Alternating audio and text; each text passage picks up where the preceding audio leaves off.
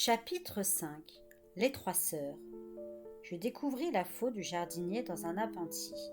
Après avoir ôté mon manteau et relevé mes manches, je me mis au travail. Je commençai dans la partie où les tombes étaient des dalles horizontales. C'étaient les plus faciles. J'avais souvent manié la faux à la ferme. Je retrouvais vite le bon geste. Je supportais assez bien la chaleur, mais vers le milieu de l'après-midi, le soleil se mit à taper si fort que la sueur me coulait dans les yeux. Il me parut raisonnable de faire une pause et de reprendre un peu plus tard. Il y avait un puits derrière la maison. Je fis descendre le seau et remontai à une eau aussi froide et délicieuse que celle des torrents proches de Chipenden. Après avoir étanché ma soif, je m'assis, le dos appuyé contre le tronc d'un if, et fermai les yeux. Bercé par le bourdonnement des insectes, je dus m'assoupir, car je fus brusquement tiré de ma somnolence par un aboiement lointain. Je m'aperçus alors que l'après-midi était fort avancé, et j'avais à peine fauché la moitié du cimetière. Attendant à voir revenir le père Stock et l'épouvanteur d'un instant à l'autre, je me remis aussitôt à la tâche. J'en eus terminé juste avant le coucher du soleil. Il me fallait encore ramasser l'herbe coupée, mais je décidai que ça attendrait le lendemain. Ni le prêtre, ni mon maître n'étaient de retour. Je revenais à la maison lorsqu'un bruit léger attira mon attention. Cela provenait de derrière le petit mur de pierre, sur ma gauche. On marchait dans l'herbe. « Ma foi, lança une fille, tu as fait du bon boulot. Voilà des mois que cet endroit n'a pas été aussi propre. »« Alice !» m'exclamai-je. Mais ce n'était pas elle. Même si, au son de cette voix, j'avais pu m'y tromper. De l'autre côté du muret se tenait une fille, à peu près de la même taille, quoique un peu plus âgée. Tandis qu'Alice avait les yeux bruns et les cheveux noirs, le regard de l'inconnu était vert, comme le mien. De longs cheveux d'un blond pâle lui tombaient sur les épaules. Elle portait une robe élimée, bleu ciel, dont les manches effilochées étaient trouées au coude. « Je ne suis pas Alice, mais je sais où elle est. C'est elle qui m'envoie. Elle veut que tu viennes tout de suite. Elle m'a dit « Amène-moi Tom, j'ai besoin d'aide, c'est urgent. » Elle ne m'a pas prévenu que tu étais aussi joli garçon. Tu es plus agréable à regarder que ton vieux maître. Je me sentis rougir. Mon instinct me criait de ne pas me fier à cette fille. Elle était agréable à regarder, elle aussi, avec ses grands yeux brillants, mais il y avait quelque chose de sournois dans les plis de sa bouche. « Où est Alice ? Pourquoi n'est-elle pas venue avec toi ?»« Elle n'est pas très loin, par là-bas, » fit-elle en désignant vaguement le sud. « On y sera en 10 minutes, tout au plus. Elle n'a pas pu m'accompagner à cause d'un lien. »« Un lien ? Qu'est-ce que c'est que ça ? Tu es apprenti épouvanteur, et tu n'as pas entendu parler des sorts qui lient ? Quelle honte ! Ton maître manque à tous ses devoirs. Alice est retenue par un sort. Elle ne peut pas faire plus de 100 pas autour de son point d'attache. Un sort bien conçu. C'est bien plus efficace que les chaînes, mais je peux t'amener assez près pour que tu la voies. »« Qui a fait ça ? Demandai-je. Qui a jeté ce sort ? » ?»« Les Mouldils. Qui veux-tu que ça soit ? Ils la prennent pour une sorcière renégate, une traîtresse. Ils vont la tourmenter, c'est sûr. Bon, je vais chercher mon bâton.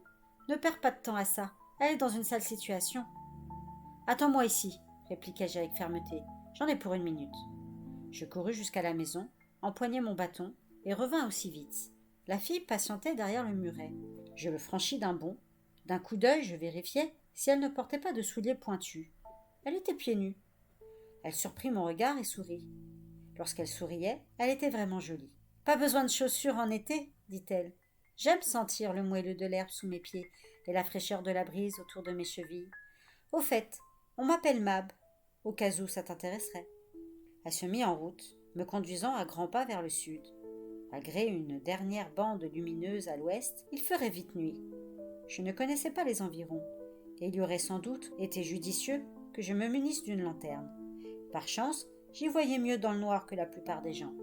Et au bout d'une dizaine de minutes, un croissant de lune monta derrière les arbres, éclairant notre chemin de sa pâle clarté. « C'est encore loin ?» m'enquis-je.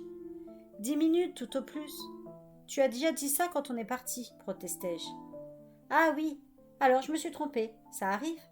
Quand je marche, je m'évade dans mon propre monde, et je ne vois pas le temps passer. » Nous traversions une lande pentue longeant la colline du Pendle. 20 bonnes minutes s'écoulèrent avant que nous atteignions notre destination. Un monticule arrondi couvert d'arbustes et d'épais buissons en bordure d'un bois.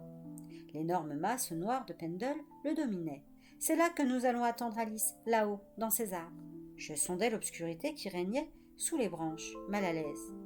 N'allais-je pas tomber dans un piège? Cette fille semblait compétente en matière de sortilège.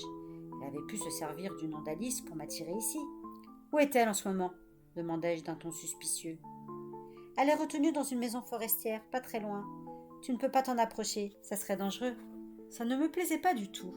En dépit du danger, je voulais voir Alice tout de suite. Je m'exhortais cependant à la patience. Bon, fis-je en serrant plus fort mon bâton, je te suis. Mab m'adressa un petit sourire et s'engagea sous le couvert des arbres, prenant un sentier sinueux, encombré de buissons et de ronciers. J'étais prêt à me servir de mon bâton à la première alerte. J'aperçus bientôt des éclats de lumière au-dessus de nous. Je me sentais de plus en plus anxieux. Qu'est-ce qui nous attendait là-haut? Au sommet de la butte, il y avait une clairière où des souches formaient une sorte de cercle. On aurait dit que les arbres avaient été abattus dans le simple but de fournir des sièges. Je fus fort surpris de découvrir là 2 autres filles, assises, une lanterne à leurs pieds. Elles étaient un peu plus jeunes qu'Alice. Elles me dévisagèrent avec de grands yeux qui ne clignaient pas. « Voici mes sœurs, dit Mab. Celle de gauche, c'est Jeannette. L'autre s'appelle Bess.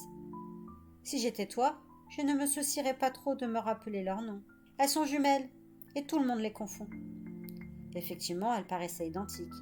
Leurs longs cheveux étaient du même blond pâle que ceux de leurs aînés. Là s'arrêtait la ressemblance. Toutes 2 étaient très minces, avec une petite figure étroite, des yeux perçants, un nez légèrement crochu. Leur bouche, à la ligne dure, n'était qu'une fente horizontale. Comme Mab, elles portaient des robes élimées et elles étaient pieds nus. Ma main se crispa sur mon bâton. Les jumelles me fixaient avec intensité, mais leur regard restait sans expression. Impossible de deviner si elles étaient hostiles ou amicales.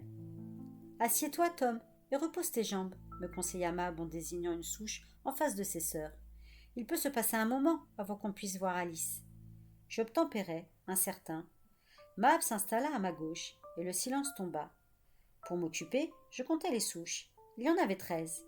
Il me vint à l'esprit que ce pouvait être un lieu de rendez-vous pour un conventus de sorcières. À peine m'étais-je fait cette réflexion troublante qu'une chauve-souris traversa la clairière avant de disparaître dans les branches derrière moi. Puis ce fut un papillon de nuit qui, dédaignant la lumière des lanternes, se mit à virevolter autour de la tête de Jeannette, comme attiré par la flamme d'une chandelle. La fille ne portait aucune attention à la phalène.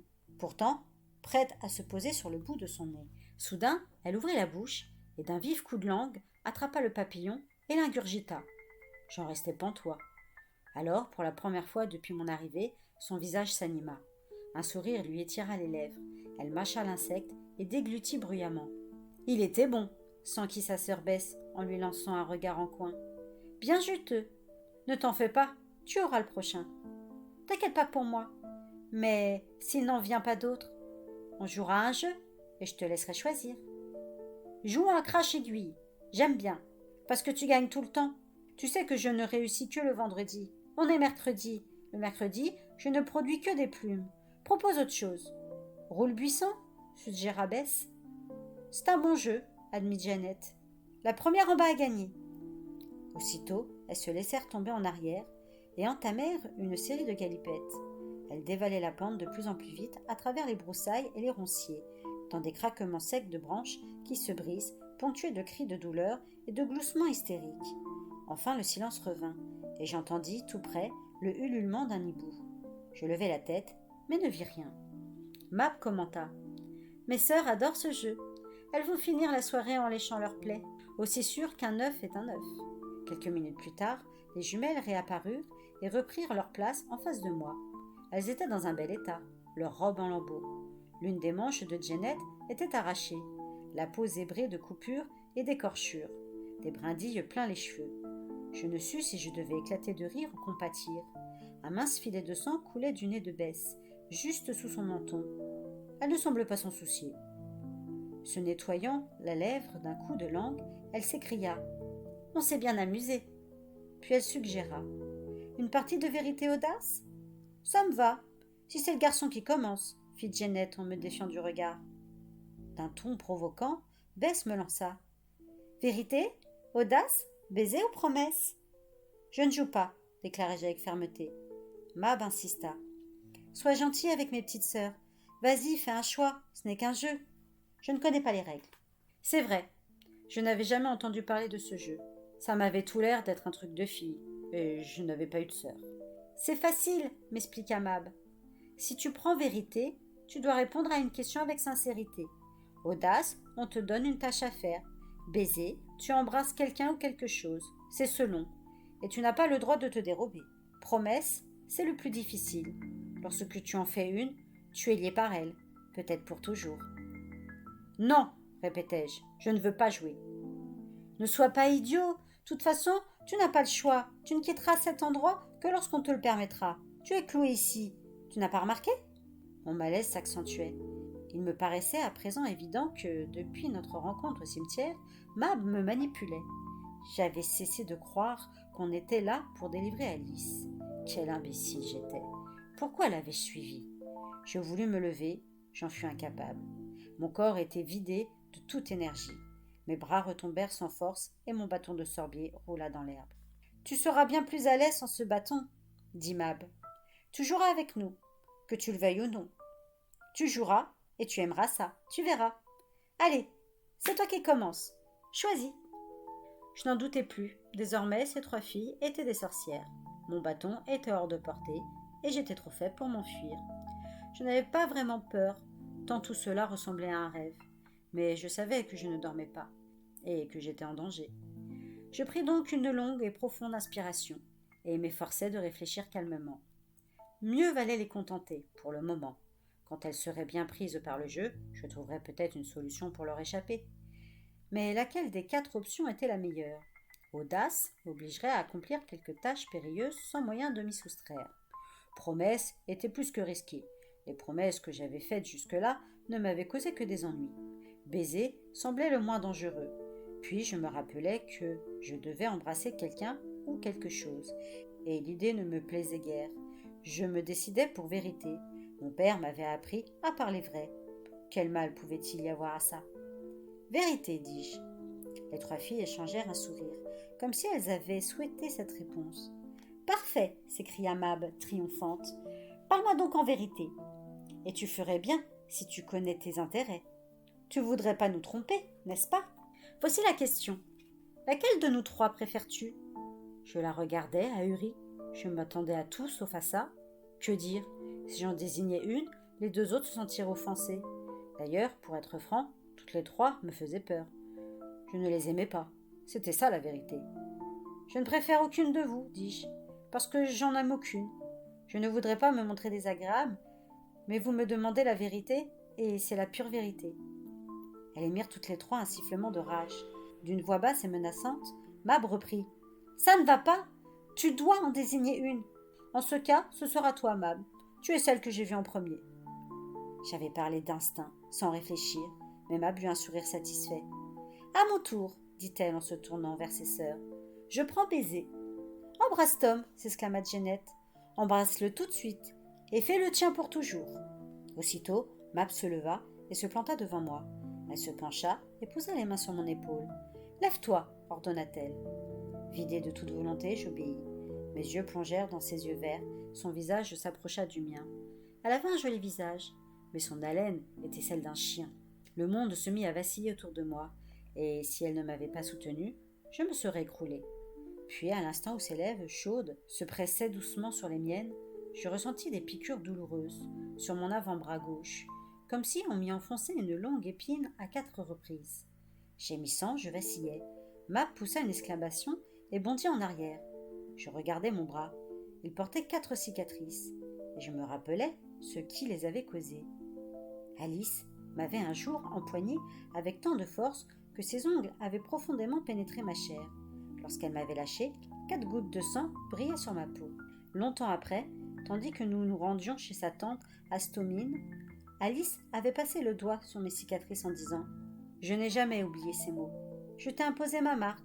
Elle ne s'effacera jamais. » Je n'étais pas sûre alors d'avoir compris ce que cela signifiait. Et elle ne me l'avait jamais expliqué. De nouveau, à Princeton, nous nous étions querellés. Et je m'apprêtais à partir de mon côté quand Alice avait crié « Tu es à moi! Tu m'appartiens !» À ce moment-là, je n'y avais pas vraiment prêté attention. Apparemment, la chose avait beaucoup plus d'importance que je ne lui en avais accordé. Alice et ses 3 filles paraissaient croire qu'une sorcière avait le pouvoir de s'arracher quelqu'un pour la vie. Vrai ou pas, j'avais échappé au pouvoir de Mab, et c'était grâce à Alice. Tandis que Mab se remettait sur ses pieds, l'air furieux, je lui montrai les cicatrices sur mon bras.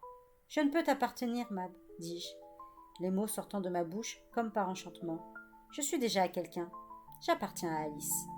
J'avais à peine fini de parler que Bess et Janet se laissaient de nouveau tomber à la renverse et dévalaient la pente en folle roulade. De nouveau, j'entendis les craquements de branches et les froissements de feuilles. Mais cette fois, aucune des deux ne rit, ni ne cria. Les yeux de Mab flambaient de colère. D'un geste vif, je ramassai mon bâton et l'élevai devant moi, prêt à la frapper s'il le fallait. Elle tressaillit et recula de 2 pas. Puis elle siffla entre ses dents. Un jour, c'est à moi que tu appartiendras, aussi sûr que je m'appelle Mab Mouldil, et bien plus tôt que tu ne le crois. Je te veux, Tom Ward, et tu seras à moi quand Alice sera morte. Elle fit volte-face, s'empara des 2 lanternes et s'élança entre les arbres à la suite de ses sœurs. Je me remis à trembler de tous mes membres. Je venais de discuter avec 3 sorcières du clan Mouldil. Mab avait su où me trouver. Alice avait dû le lui dire. Alors, où était-elle? Mab et ses sœurs connaissaient l'endroit, j'en étais sûre. J'étais tentée de courir à Donham, raconter mon aventure à l'épouvanteur. Mais je n'avais pas aimé la façon dont Mab m'avait menacée. Alice était sûrement prisonnière des 3 sœurs. Si elle était en leur pouvoir, elle la tuerait peut-être dès leur retour. Je n'avais pas d'autre choix que de leur emboîter le pas. J'allais m'aventurer dans la partie est de la colline, la plus dangereuse, marcher vers ces 3 villages qui, sur la carte désignée par le père Stock, formaient le triangle du diable.